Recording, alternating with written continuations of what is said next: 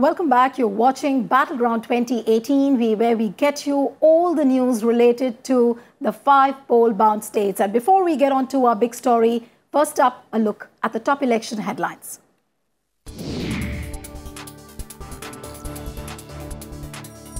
Voting concludes in Madhya Pradesh and Mizoram. Moderate to heavy polling seen in all constituencies.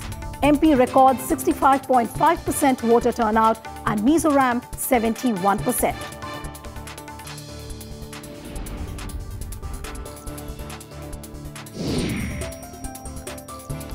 Star campaigners of BJP address voters in Rajasthan. Prime Minister Modi holds rallies in Nagaur and Bharatpur. Calls for a people's mandate in support of development. UP Chief Minister Yogi Adityanath campaigns in Amer city.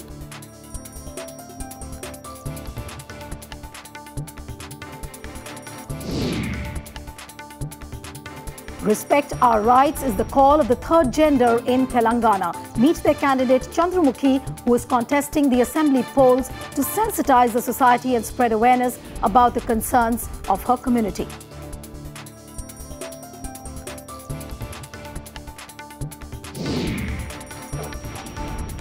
RSTV's Vote Yatra arrives in the Nirmal Assembly constituency of Telangana, where our correspondent Rajat Kain tries to find the mood of the electorate. And in Warangal, Kitri Mishra gets us details of the Election Commission initiative that's increasing the voter awareness.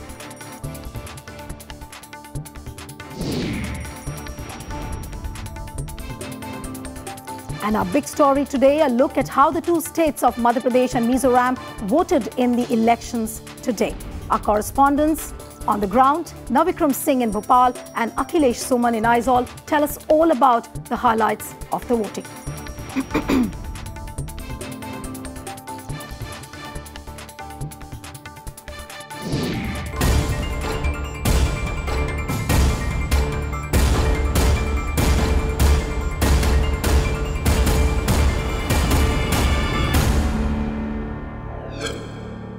And time now for our big story. With the end of voting today in Madhya Pradesh and Mizoram, voters in these states have now chosen their representatives. The fate of the candidates in Chhattisgarh, Madhya Pradesh and Mizoram is now sealed.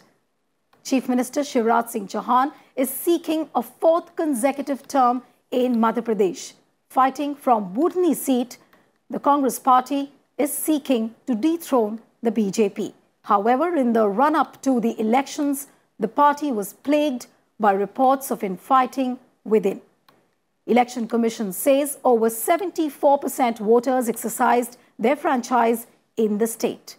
In the 2013 Assembly elections, the voter turnout was 72.69%. Polling in the state today was marred by complaints of faulty EVM and VVPAT machines, with the poll officials having to replace over 1,000 EVMs and more than 1,500 VVPATs. 108 बयर विधानसभा क्षेत्र, उसमें 78.05% polling हुआ। 109 लांजी विधानसभा क्षेत्र, जिसमें 79.07% हुआ, और 110 परसवाड़ा विधानसभा क्षेत्र, जिसमें 80.05% हुआ।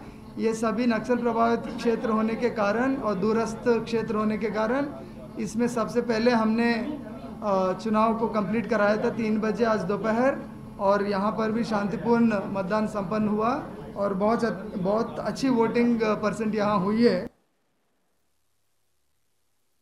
And over to Mizoram, Chief Minister Lal Thanwala says he's going to break the jinx of no party winning a 3rd consecutive term by forming the government again with full majority. Neither the Congress nor its main opposition, Mizo National Front, could ever form the 3rd consecutive government since Mizoram got full statehood in 1987. In the 2013 Assembly elections, the Congress won 34 seats, while the MNF won 5 and Mizoram People's Conference bagged 1. Congress and the MNF have left no stones unturned to woo the voters this time, while the BJP is hoping to grab power in this strategically important northeastern state sandwiched between Myanmar and Bangladesh. Around 73% votes were cast in the state but the figure is expected to rise as there were long queues of voters outside the polling booths.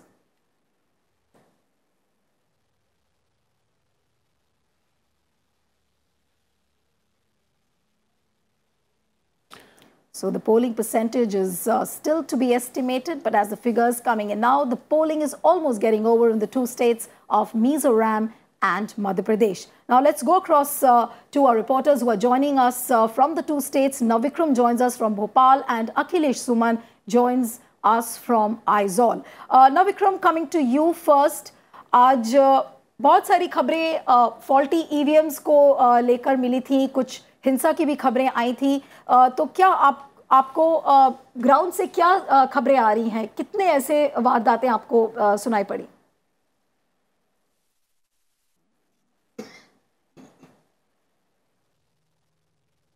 यहाँ पर ऐसी खबरें सुबह से आ रही थी कि जो ईवीएम है वो काम नहीं कर रही है, ईवीएम में बदलाव किया, लेकिन ये सामान्य प्रक्रिया है। अगर बात करें तो केवल चुनाव आयोग के मुताबिक 3% जगह ही ऐसा हुआ है। 3% जो वोटिंग मशीन है वो बदली गई है।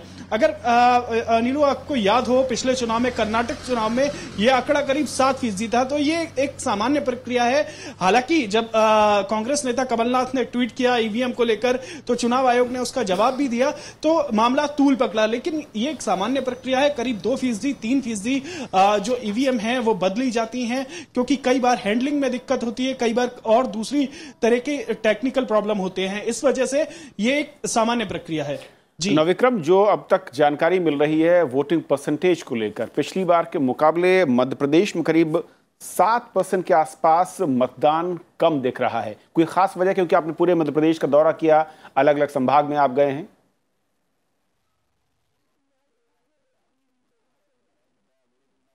नहीं कविंद्र, मैं आपको बताना चाहूंगा जो मतदान है वो पिछली बार के मुकाबले अब ज्यादा हो चुका है, क्योंकि वो जो आंकड़े थे वो 5 बजे के आसपास के थे, जहां 65%, 66% मतदान की खबर थी। चुनाव आयोग ने जो कोशिश की थी, चुनाव आयोग ने एक मुहिम छेड़ रखी थी मतदान प्रतिशत बढ़ाने के लिए। 72% मतदान पिछली बार हुआ था, और इस बार जो मतदान है वो अभी करीब 73% के आसपास हो चुका है। और लगातार कई पोलिंग स्टेशन है, अभी थोड़ी देर पहले जहां क्यू लगी हुई थी, मतलब कतारें लगी हुई थी। ऐसे में निश्चित ही ये आंकड़ा करीब 75% को छुएगा, जो कि एक रिकॉर्ड मतदान है। और आपको एक और बात बता दूं, जो नक्सल प्रभावित इलाके हैं, बालाघाट के आसपास के जो नक्सल प्रभावित सीटें हैं, एक सीट पर 75% और बाकी 2 सीट पर करीब 80% मतदान हुआ है। ऐसे में आप कविंद्र, आप समझ सकते हैं कि कितनी बड़ी संख्या में यहां युवाओं ने, और जो फर्स्ट टाइम वोटर हैं, करीब 1.5 लाख फर्स्ट टाइम वोटर थे, उन्होंने बढ़ चढ़कर मतदान में हिस्सा लिया। इसके अलावा जो बुजुर्ग हैं, हमने आपको दोपहर में तस्वीरें दिखाई राज्यसभा टीवी के माध्यम से, जो बुजुर्ग हैं, हर उम्र के मतदाता ने बढ़ चढ़कर मतदान में हिस्सा लिया है। चलिए नविक्रम, शुक्रिया आपका, क्योंकि आपने जो अपडेट दिया बहुत अहम है। कि पहले ऐसा लग रहा था कि शायद कुछ परसेंटेज कम है, जो 5 बजे के आंकड़े थे, लेकिन जो अभी रिवाइज्ड अपडेट मैं कहूं कि ईसी की ओर से आपने बताया 73%, जो कि करीब 75 के आसपास तक जा सकता है। और उसमें भी सुखद समाचार ये है कि जो नक्सल प्रभावित जो बेल्ट मानी जाती है, वहां पर परसेंटेज पिछली बार से काफी ज्यादा है। और हमारे साथ आइजोल से अखिलेश सुमन है। अखिलेश, अगर ओवरऑल तस्वीर इस वक्त देखें, क्या अपडेट आपके पास है वोटिंग परसेंटेज को लेकर, और अलग अलग जो इलाके रहे हैं, डिस्ट्रिक्ट रहे हैं, कमोबेश पिछली बार से इस बार कितना बड़ा फर्क दिख रहा है वोटिंग परसेंटेज पे? देखिए कविंद्र, अभी तक जो सूचना हमें मिली है सीओ के माध्यम से वो है 75%। पिछली बार अगर कहें कि ओवरऑल 83% तक गया था, मतलब 83% तक गया था। तो अभी हालांकि सीओ ने बार बार ये कहा है कि अभी ये फाइनल फिगर नहीं है, फाइनल फिगर आने में 9 बज सकते हैं, 10 बज सकते हैं, क्योंकि बहुत सारे ऐसे इलाके हैं जो काफी दूर दराज के इलाके हैं। दूर दराज दूरी के हिसाब से नहीं, बल्कि रास्ता बहुत खराब है, इंटरनेट की वहां सुविधाएं बहुत काफी, कनेक्शन काफी कम है। इसलिए मुझे लगता है कि 9-10 बजे तक फाइनल फिगर आएंगे। लेकिन एक चीज बताऊं, सबसे खास बात ये जो बुरू का इलाका था, बुरू के इलाके पे काफी कंट्रोवर्सी हुई थी, आपको याद होगा, जिसके कारण यहां से सीओ को बदला गया था, चीफ इलेक्टोरल ऑफिसर को, उसके बाद होम सेक्रेटरी को बदला गया था। लेकिन उसी ब्रू इलाके में तकरीबन 55% वोटिंग हुई है। उनको त्रिपुरा से यहां लाया गया मिजोरम के अंदर, और मिजोरम में उन्होंने वोट दिया और फिर उसके बाद वो त्रिपुरा लौटे। और वही लोग जो उनका विरोध कर रहे थे, वोट देने से मना कर रहे थे, उन्होंने यह तक मांग कर दी थी कि उन्हें कोई ट्रांसपोर्ट नहीं दिया जाए, उन्हीं लोगों ने बैनर लेकर उनका स्वागत किया। तो ये काफी टचिंग बात हुई इस बार के मिजोरम के चुनाव में, जो पहले नहीं हुआ था। और मैंने सीओ से भी पूछा तो उन्होंने बताया कि ऐसा पहले कभी नहीं हुआ था कि वहां से वोटर आएंगे और फिर वहां लौट कर जाएंगे वोट करने के बाद। तो ये काफी यूनिक हुआ है कविंद्र। और जो तीसरी एक काफी खास बात यहाँ के चुनाव में देखने को मिली वह है कि एक वॉलंटरी ऑर्गेनाइजेशन, जो सोसाइटी के ऑर्गेनाइजेशन है, उन लोगों ने पोलिंग बूथ की सारी कमान संभाल ली थी। पोलिंग एजेंट कोई वहां बाहर आपको पर्ची लिखते हुए या लोगों को बहलाते फुसलाते हुए ऐसा कोई नजर नहीं आएगा। यहाँ मिजो पीपुल्स फोरम है, उसके लोग सारे काम कर रहे थे जिनका किसी भी पार्टी से कोई एफिलिएशन नहीं था। और इस मामले में काफी मिजोरम काफी संयत तरीके से चुनाव हुआ, वायलेंस की कोई खबर नहीं मिली। एक केवल सूचना यह मिली कि कल 15 लाख रुपए सिलचर से आते समय पकड़ा गया था, उसको पकड़ा गया है और उसके खिलाफ पुलिस कार्रवाई की जाएगी। यानी कि नजीर पेश की है मिजोरम ने अखिलेश दूसरे राज्यों के लिए किस तरीके से चुनाव कार्यक्रम हो सकता है शांतिपूर्ण तरीके से, और जो वॉलंटियर्स है वो किस तरीके से काम को आसान करते हैं, जो सरकारी वहां पर सिस्टम लगा हुआ है। हमारे साथ दो खास मेहमान, Rahul Mahajan editor in chief Rajsabha TV, sir स्वागत है आपका, और साथ ही दीपक दीवान साहब वरिष्ठ पत्रकार, आपका भी स्वागत है। राहुल, शुरुआत अगर मध्य प्रदेश में करूं, जिस तरीके से पहले एक आशंका थी कि कुछ वोटिंग परसेंटेज कम हुआ है, रीजन क्या है, लेकिन जो नवविक्रम ने अपडेट दिया, सुखद समाचार, और जो ट्राइबल बेल्ट जहां पर कहा जाता है वो एक और ज्यादा अच्छा पॉजिटिव दिख रहा है वोटिंग परसेंटेज के, ये क्या बड़े फैक्टर? देखिए, ये बहुत ही अच्छी बात है कि छत्तीसगढ़ के बाद अब अगर हम मध्य प्रदेश का भी इलाके देखें, जैसे लांजी है, परसवाड़ा है, बिहार है, ये सारे इलाके हैं जो नक्सल प्रभावित इलाके हैं, और वहाँ पे अच्छी खासी वोटिंग हुई है। लोग बाहर आए हैं, उन्होंने वोट किया है। बहुत ही एक पॉजिटिव साइन है डेमोक्रेसी के लिए, लोकतंत्र के लिए, कि लोग जो हैं बाहर आके वोट कर रहे हैं।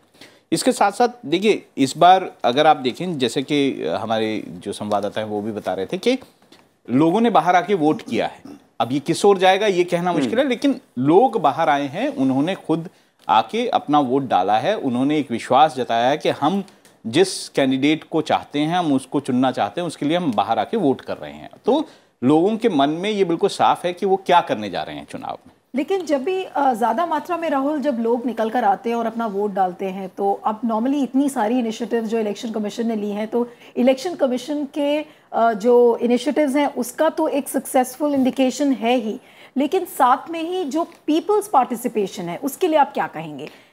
देखिए, हमेशा ये होता है कि लोगों में सेंटिमेंट एक होता है, या तो वो ये मानते हैं कि सरकार जो इस वक्त सत्ता में है, जो लोग, जो पार्टी सत्ता में है, उसने अच्छा काम किया है और उसके सपोर्ट में लोग बाहर आते हैं, या फिर लोग जो पार्टी है उससे बहुत नाराज हैं और जो उनके कामकाज हैं उनको लगता है कि वो सही नहीं है, तो उसके बदलाव के लिए लोग बाहर आते हैं। दो ही कारण होते हैं जब वोटिंग जो है बड़ी तेजी से बहुत ज्यादा बढ़ती है, बहुत ज्यादा होती है। तो दो स्ट्रॉन्ग सेंटिमेंट जब होते हैं तो इस तरह की वोटिंग होती है। दीपक साहब, अगर मिजोरम की बात करूं, जिस तरीके से यहाँ ट्रेंड बहुत अच्छा रहा है, हमेशा से वोटिंग परसेंटेज हाई रहा है, लेकिन इस बार पूरी तरह से शांति, और जैसे कि अखिलेश ने बताया कि कुछ नए इनिशिएटिव दिखे, उसका भी असर साफ तौर पर दिखा है। और यहाँ का मतदाता आपने देखा बाकी राज्यों थोड़ा अलग रहता है, अवेयर है मुद्दों को लेकर, बहुत ज्यादा बैनर पोस्टर उस तरह के शोरगुल नहीं होता, उससे अलग, उसके बावजूद जो लाइन है वो किस तरीके की दिखती है इस बार के मतदान में? देखिए, कुछ वो पिछले मतदान से अलग नहीं है इस बार भी, क्योंकि पिछले हर मतदान में, जैसे आपके अखिलेश जी ने बताया, कि जो वहाँ की सोशल ऑर्गेनाइजेशंस हैं वो जिम्मेवारी लेते हैं। जो चुनाव आयोग का काम है वो लोग करते हैं वहाँ पे, कि वहाँ कोई जो कैंडिडेट है या उसका एजेंट है किसी वोटर से पर्ची ना दे या कागज़ ना दे। चाय तक, मैंने आपको पिछले प्रोग्राम बताया था, एक कैंडिडेट वोटर को चाय तक नहीं पिला सकता मिजोरम में। और आप देखेंगे सड़कों पे कोई पोस्टर नहीं दिखाया। आचार संहिता का सही पालन कहते हैं मिजोरम में दिखता है। जी जी, मेरे ख्याल से मिजोरम ही शायद एक ऐसा प्रदेश है जहाँ पे अगर आपके पास 100 रुपये हैं सिर्फ, आप अगर गरीब भी हैं, आप इलेक्शन लड़ सकते हो। जबकि जो नज़दीक की स्टेट्स हैं, नागालैंड देख लीजिए, मणिपुर देख लीजिए, वहाँ एक कैंडिडेट को अपना करोड़ों रुपया खर्च करना पड़ता है। यहाँ मिजोरम में आप एक गरीब आदमी भी इलेक्शन लड़ सकता है। लेकिन राहुल, जब ज्यादा वोटर टर्नआउट होता है तो पॉलिटिकल पार्टीज के हिसाब से अगर आप उनके पॉइंट ऑफ व्यू से देखें तो आप क्या कहेंगे? अब जैसे कि मध्य प्रदेश में शिवराज सिंह चौहान की गवर्नमेंट है, उसके क्या ये कह सकते हैं कि जो एंटी इनकम्बेंसी का फैक्टर है वो ज्यादा है? इसका आकलन कैसे करेंगे? देखिए, ये आकलन बिल्कुल खराब आकलन होगा कि लोग आगे बढ़ के आए हैं तो उन्होंने कोई अगेंस्ट ही वोट किया है। अब सब ये देखना पड़ेगा किस कॉन्स्टिट्यूएंसी, किस एरिया में। जैसे अगर मैं बोलूँ मालवा का रीजन, मालवा का रीजन माना जाता है बीजेपी का गढ़ है। अगर वहाँ पे लोगों ने बहुत वोट किया तो हो सकता है उनके पॉजिटिव वोट किया हो कि भाई हम चाहते हैं कि सरकार बने। अब अगर हम उस तरह से सीटों की तरफ भी देखें तो मालवा निमाड़ का जो रीजन है वहाँ पे 66 सीटें हैं। अब उसमें से 2013 में 57 सीटें जो है वो बीजेपी के पास थी। तो अगर वहां पे बहुत ज्यादा वोट हुआ है तो ये भी हो सकता है कि लोगों ने कहा कि अच्छा ठीक है हम दोबारा इसको, तो ये कहना कि लोगों ने किसको आके वोट किया है ये इस तरह से नहीं। मुद्दे पता है कि मुद्दे क्या होते हैं। मुद्दे हैं, मध्य प्रदेश में मुद्दा है कि कांग्रेस कह रही थी चलिए बदलाव करें, शिवराज सिंह चौहान 13 साल से हैं मुख्यमंत्री, इनको बदलते हैं क्योंकि बीजेपी जो है 3 बार से हो जाती। ये कांग्रेस का प्लान था। वहां पे रेबल्स का एक और प्लान है, दोनों पार्टियों में रेबल्स ने बहुत वो किया हुआ है। बीएसपी कांग्रेस का जो गठबंधन नहीं हो पाया उस जैसे मुद्दे हैं, ठीक है, किसानों का अलग मुद्दा है, बाकी मुद्दे हैं। तो ये देखना पड़ता है अगर हम एनालिसिस करना चाहते हैं किसी जगह का कि अच्छा अगर किसी एक पर्टिकुलर स्टेट में किसानों का ये रूरल बेल्ट ज़्यादा है और वहाँ पर किसानों का मुद्दा बहुत ज़्यादा है, तो किसान खुश नहीं है, नाराज़ हैं, तो वहाँ पे अगर ज़्यादा वोट हुआ है और किसान नाराज़ है तो उन्होंने इस्टेब्लिशमेंट के अगेंस्ट वोट किया होगा। इशू बेस्ड में कहूं कि तो मतलब ये रीजन वाइज है कि कहां पे क्या मुद्दा हावी है और वो लोग वहां की क्या सोच रहे हैं। और मुद्दों को लेकर शायद मतदाता मुखर है, वो किसके पक्ष में जाएगा ये तो एक भविष्यवाणी होगा कहना, लेकिन मुखर है, वो जानता है कि इस मुद्दे पर मुझे इस बार वोट देना है और वो वोकल है। लेकिन दोनों ही राज्यों में एक सिमिलरिटी क्या दिखती है दोनों लोगों से, मेरा सवाल है कि विकास यहां पर दोनों राज्यों में कम उद्देश्य बड़ा एजेंडे पर रहा है, जो छोटे मुद्दे हैं या रीजनल मुद्दे हैं उन पर हावी दिखा है, और जो जाति का समीकरण जब कोई मिजोरम में बहुत ज्यादा नहीं दिखता है लेकिन मध्य प्रदेश में काफी था, उस पर भी उसने ऊपर उसको पहुंच बनाई है। देखिए, लोग जो हैं देश के अब अवेयर हैं कि उन्हें क्या चाहिए। विकास चाहिए, ये बिल्कुल साफ बात है। मेरे लिए विकास ज़रूरी है, मेरे रीजन के लिए विकास ज़रूरी है, क्योंकि उससे मुझे बहुत सारे फ़ायदे होते हैं। नौकरियों का फ़ायदा होता है, वहाँ पे इंडस्ट्री आती है, वहाँ पर सड़कें अच्छी होती हैं, शिक्षा में बेहतरी होती है। तो ये ऐसे मुद्दे हैं जिसको आज लोग चाहते हैं कि इतने सालों बाद अब ये सुविधाएं मुझे मिलनी चाहिए। तो वो ये देखते हैं कौन सी पार्टी इस तरह की सुविधाएं हमें दिला रही है या कोशिश कर रही है। दोनों ही चीज़ें। देखिए, इतना बड़ा देश है, वहाँ पर अगर कोई कोशिश की जाती है तो उसके रिजल्ट काफ़ी समय लगता है, लेकिन लोग ये भी देखते हैं कि कौन सी पार्टी जो है इस तरह की कोशिश कर रही है और उसके हिसाब से वो वोट देते हैं। लेकिन राहुल, जब आप विकास की बात, I'll just come to you Deepak on this, that जब आप विकास की बात करते हो तो विकास के साथ साथ एक डबल नैरेटिव हमेशा चलता है, और जो इस बार बहुत स्टार्टिंगली जो कांग्रेस का नजर आया वो थी उनकी appeasement politics as far as the Muslims are concern, या आप उनकी जो पोलराइजेशन की पॉलिटिक्स थी, जैसे उन्होंने स्पिरिचुअलिटी डिपार्टमेंट और उनके मैनिफेस्टो ने रामगमन पथ यात्रा, ये सब की जो बातें करी।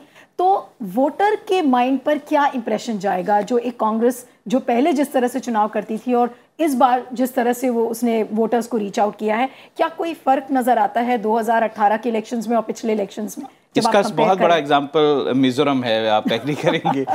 देखिए, पूरा चुनाव इस तरह से लड़ा गया है कांग्रेस की तरफ से कि बीजेपी जो है एंटी क्रिश्चियन है, एंटी क्रिश्चियन पार्टी है, इसलिए बीजेपी को वोट ना दिया जाए। एमएनएफ जो है वो बीजेपी के साथ है, इसलिए वोट ना दिया जाए, क्योंकि ये दोनों मिलकर वो करना चाहते हैं। अगर, और मैं एक खास बात बोलूंगा, मिजोरम में जो शिक्षा का स्तर है काफी ऊंचा है, वहां पे लोग जानते हैं कि किस बारे में वोट कर रहे हैं कब। इसीलिए इस तरह का चुनाव मिजोरम मॉडल चुनाव होता है, इसीलिए होता है क्योंकि लोग जानते हैं वो क्या करने जा रहे हैं। तो ऐसे में क्या मिजोरम में ये मुद्दे हावी होंगे? मुझे नहीं लगता ये मुद्दे हावी होंगे। But what according to you has been the most impressionable issue in this election of Mizoram in this year? It's a very peculiar election in Mizoram. It has never happened before. See, on one hand you have the ruling Congress party, on the other hand you have opposition MNF, which is asking for change in the state, and then there is a new front consisting of 7 parties. It's called Zoram People's Movement, which consists all the local parties and except National Congress Party, NCP, which is also part of the 7 parties, they are saying that it should be Mizo blood. And we have tasted, you have realized the rule, you have seen the rule of MNF as well as Congress. So replace both of them. So now this is the third front. Congress, MNF, and this new Zoram People's Movement. And then we have BJP also. So it's a 4-corner solid contest, and then there are 64 independents. So I think that somewhere Congress will be able to, if they can get their own vote share bank this time, they will sail through. But what about the Northeast Democratic Alliance? Now, Mizoram is the final frontier as far as before See, BJP MNF is part of it. Right. NEDA, Northeast Democratic Alliance. And Mr. Zoramthanga, who is the president of MNF party, he is the co-founder member of this, which was formed in 2015. But here they are fighting against each other. See, in a constituency like where the BJP president is fighting against the former Home Minister who joined MNF. State BJP president. Yes. Mr. Luna is contesting against Mr. Laljarliana, who was Home Minister who defected to एक और मसला जो दो राज्यों में समानता दिखती है उस पर भी आना चाहता हूँ, निर्दलीय को लेकर जो इंडिपेंडेंट है, क्योंकि मिजोरम भी हमने देखा और मध्य प्रदेश में हालांकि पिछली बार क्योंकि स्पष्ट बहुमत था, 2/3 बहुमत के आसपास जब पार्टी पहुंचती तब ज्यादा असर नहीं डालते, लेकिन इस बार किस तरह की भूमिका दिख सकती है? देखिए, बहुत ज्यादा इंडिपेंडेंट कैंडिडेट्स खड़े हैं और जिस तरह की सारी रेबल्स का मामला है, तो ये भी हो सकता है कि वो जो इंडिपेंडेंट है वो काफ़ी मतलब काफ़ी मात्रा में है। लेकिन मुझे ये लगता है कि जब इतनी सादा वोटिंग होती है और जो मतदाता है वो बिल्कुल साफ है कि वो किस लिए वोट कर रहा है, तो ऐसे में इंडिपेंडेंट कैंडिडेट्स का जो मतलब ये कि वो इंडिपेंडेंट कैंडिडेट बहुत ज़्यादा जीतेंगे, इसकी संभावना कम हो जाती है। Right. But if at all Mizoram votes for a change and votes for MNF, you see a likelihood of MNF coming along with BJP and then BJP saying that we are going to rule Mizoram as well. Post election, when you have the results. But you know, in this kind of scenario, it becomes difficult for MNF or the BJP or the this third front Zoram People's Movement, because they will be cutting each other's votes. But as such, MNF has a alliance with the BJP at the center. No, they don't have a pre-poll alliance there. Center. Yeah. I'm saying not there. Yes. At the center, they are with BJP. So they will also like to have better funds, better everything if they come into power, and they like to have central funds and everything for the development. And it's going to be a very neck-to-neck fight because these are very small constituencies. People have been winning there with the margin of 100 votes, 80 votes or something. Now this time, it's going to be much more narrower. One bit of breaking news which is coming right now to us is that the Mizoram voter turnout, apparently Kavindra, is coming out about 75%. That's what we are hearing right now. That's the latest update on the voter turnout. बिल्कुल। एक आखिरी comment में चाहूँगा कि दोनों राज्यों में अगर विपक्ष के लिहाज से देखा जाए, जो सत्ता में आने का सपना ज़रूर देखते हैं लोग, क्या एक ऐसा पॉइंट है जो कि बहुत क्रूशियल इस चुनाव में या वोटिंग में दिखा है, जो कि मैं कहूँ कि मेजर फैक्टर हो सकता है अगर बदलाव या कुछ बड़ा नतीजा सामने आएगा? You mean the मुद्दा जिस पे the plank? See, the thing is there are 2-3 planks. Every party had different plank. MNF had pure plank that change. You know, because they are saying that 10 years Congress has been there, and because they were there 10 years ago, for 10 years. A decade of MNF, then decade of Congress. Now they are saying change. And BJP is offering more development, jobs, rice, 1 rupee for 1 kg. Whereas Mizoram is the most expensive state in the country because everything reaches on the corner by transport and the cost of everything goes up. But they are offering 1 rupee rice, which may woo the voters. And then they have offered jobs, 10,000 jobs every year. And if they said if we come to power with 50,000 jobs in 5 years, then Mr. Rajnath Singh, when he went there, he said if we come to power, we'll repair all the roads in 6 months' time. So many many allurements have been given, and in fact, through the manifestos, all the parties have said that we are going to give this, that, but ultimately, it's the voter who's the king. It's the voter who decides the future of the country and also the future of the candidates who are in the fray. With that, it's a wrap on this edition of Battleground 2018. We'll join you again tomorrow at 6 p.m. From me and Kavindra, goodbye and thanks for watching. And yes, thanks to our guests, Deepak, Divan and Rahul. It was a pleasure having you on the program. Goodbye.